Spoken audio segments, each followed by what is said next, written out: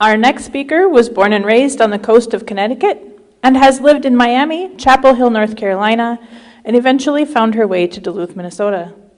When she's not at work using her analytical skills as the Mars coordinator for the Duluth Public Schools, she enjoys arts and crafts of all kinds, gardening, reading, and taking long walks with her husband along the shores of Lake Superior. With her story called Measure Twice, Cut Once, please welcome Kateri Little. Thank you. Hi. About how I learned to sew. The first time I operated a sewing machine, I was with my grandmother, McGuire.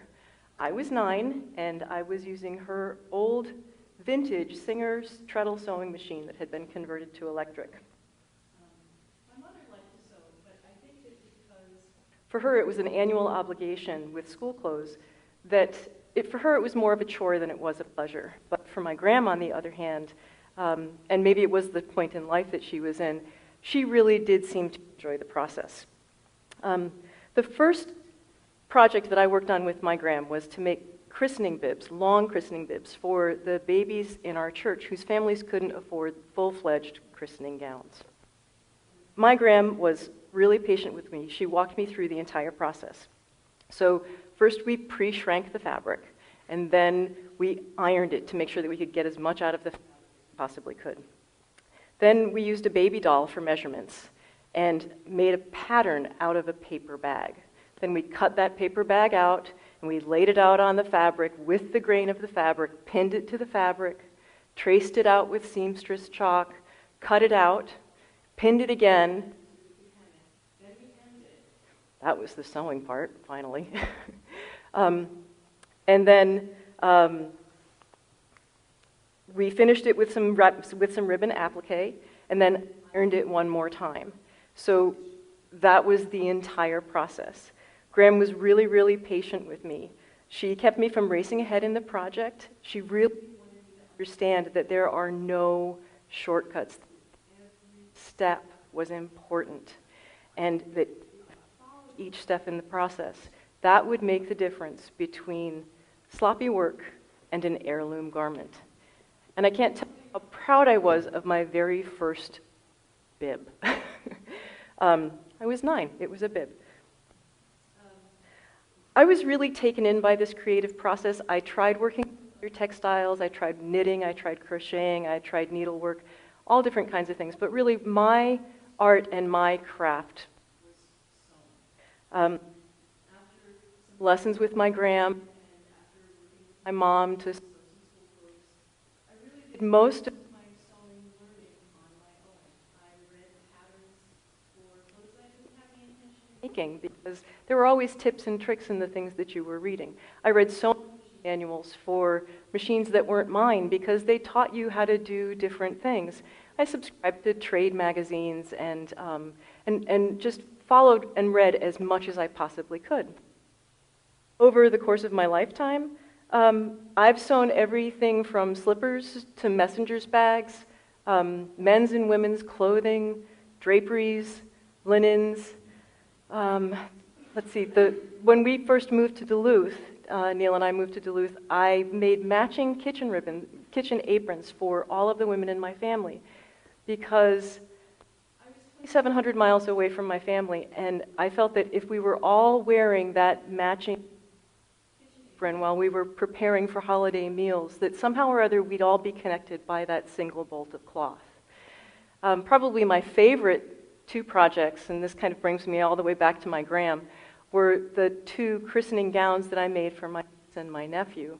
And this, to me, was part of the tradition that I grew up in, was where you made the christening gown out of the fabric from the wedding gown, out of part of the undergarment. So that process just kind of brought me full circle, both back to the people that I loved and back to my gram. And when I sew, I still keep my spare pins in my collar, just like my gram did. It's one of those habits that I have that I picked up from her. Now, I guess I have to backtrack a little bit to give you more of a full story. I learned to sew from Graham really young. I loved the arts and music and all of those things, all the way as far back as I can remember. Math, on the other hand, really made me cry. By the time I got to high school, I dreaded each geometry class more than the last. I didn't understand geometry. I didn't know why they were making me do geometry. And I got really frustrated by it because I was good in my academics, and I wasn't used to struggling in my academics, and I was really, really struggling with geometry. But I wasn't struggling with sewing.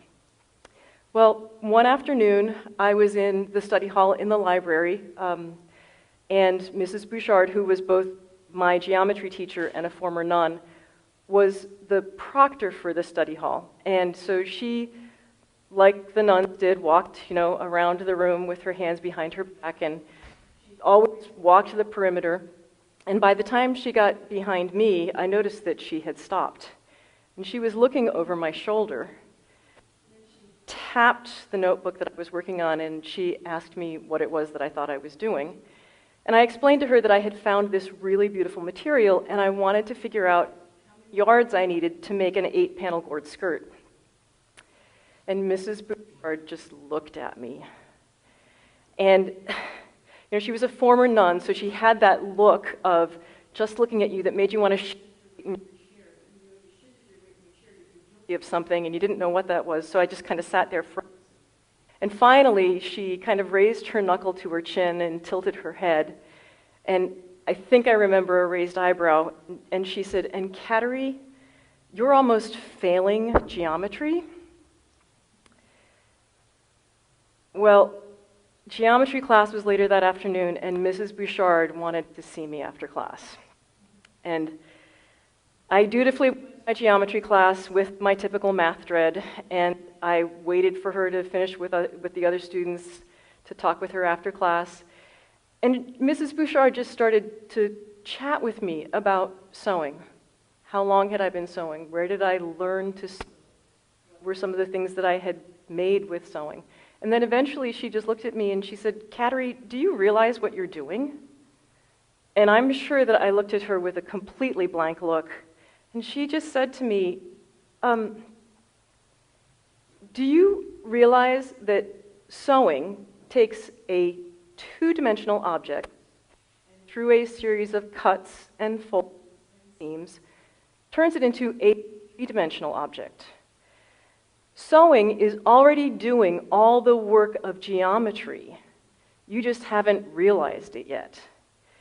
And what we need to do is we need to take this process that you love with sewing, and we need to apply all the problem solving that you use there to your geometry.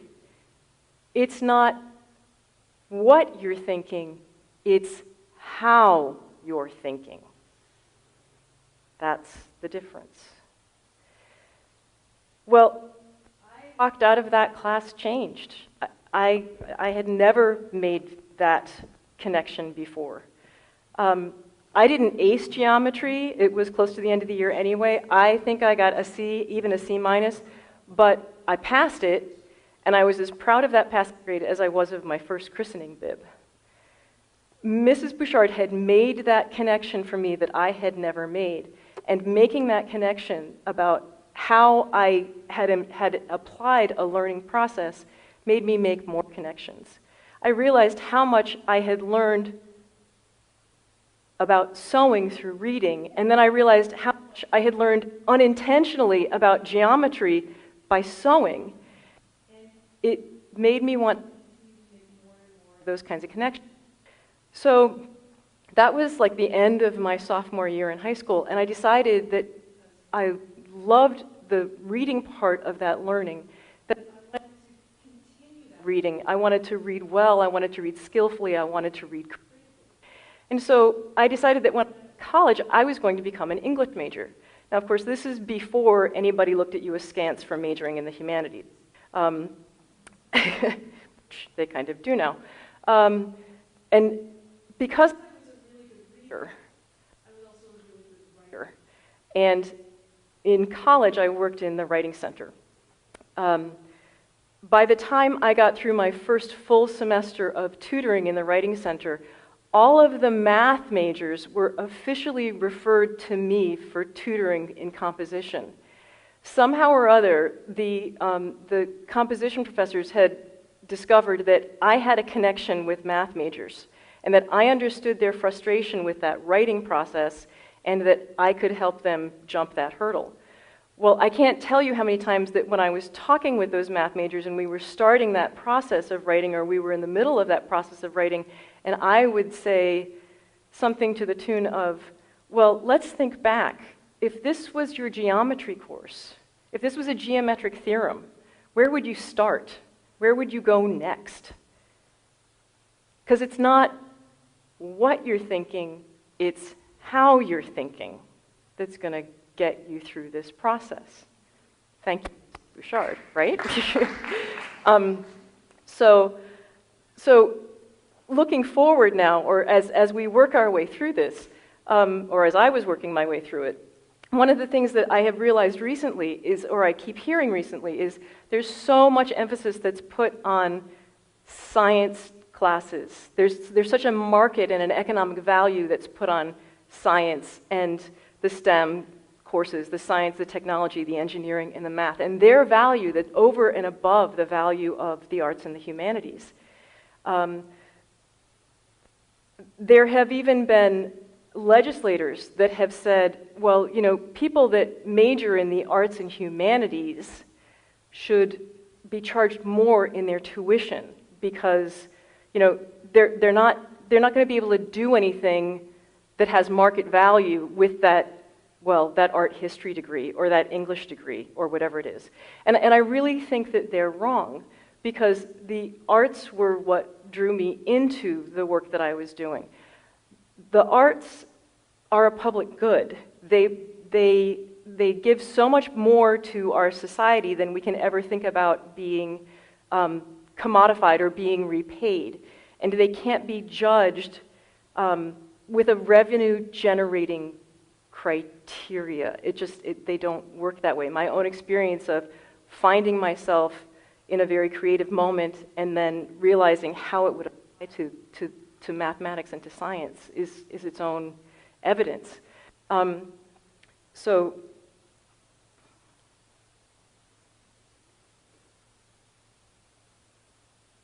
got a little behind here.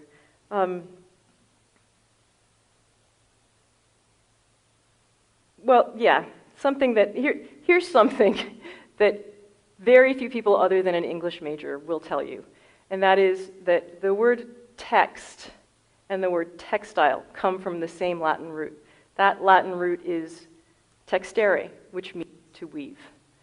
Now, here's something that only an English major and a sewing nerd will tell you, and that is that the ancient art and craft of weaving is thought by many textile scholars to be one of the first binary technologies.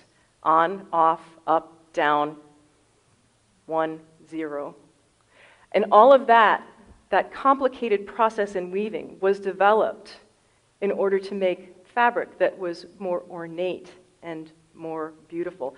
Many scholars believe that textiles really do drive a lot of technology because of the desire either for something more comfortable or more beautiful as far as those developments are concerned. Now, in my professional life, my work is in data analysis. I'm surrounded by statistics, I'm surrounded by query logic, I'm surrounded by spreadsheets and by numbers. And I'm successful at what I do because I have excellent reading skills, and I have a critical thinking process that began with sewing. Sewing was a creative process that engaged me, and it required a very deliberate, disciplined planning and problem-solving process. Reading has been that part of my education that continues to inform me, and math has been what employs me. I took a lot of lessons away from my first sewing project with my gram, aside from the fact that sewing really should have been called ironing, because you do more ironing in sewing than you do sewing. But Graham was a great teacher. She modeled for me the importance of planning and of process. And while she never said as much, it was also very clear to me from all of her actions that finding joy in even the most tedious part of your process would make a difference in the quality of your work. And I can remember her reminding me when I was tearing out a seam that I had put in wrong, that stop, understand what you're doing, why you're doing it, and move forward with joy and with intentionality, you know. 6 years later, and equally importantly, Mrs. Bouchard taught me something very different. She taught me that every skill was transferable. What I really needed to know, what skill set I had would help me with every challenge that I had. And what I really needed to know was how to take those skills that I had and figure out how to use them in the next process. It's not what you're thinking, it's how you're thinking. So to tie a knot in my little thread here, I think I'd like to finish this yarn with my favorite sewing proverb, which also talks about planning and process, and we started this whole thing with it, which is measure twice, there's your planning, cut once, there's your process. And I do hope that if you follow those things, you also find joy in your own process. Thank you.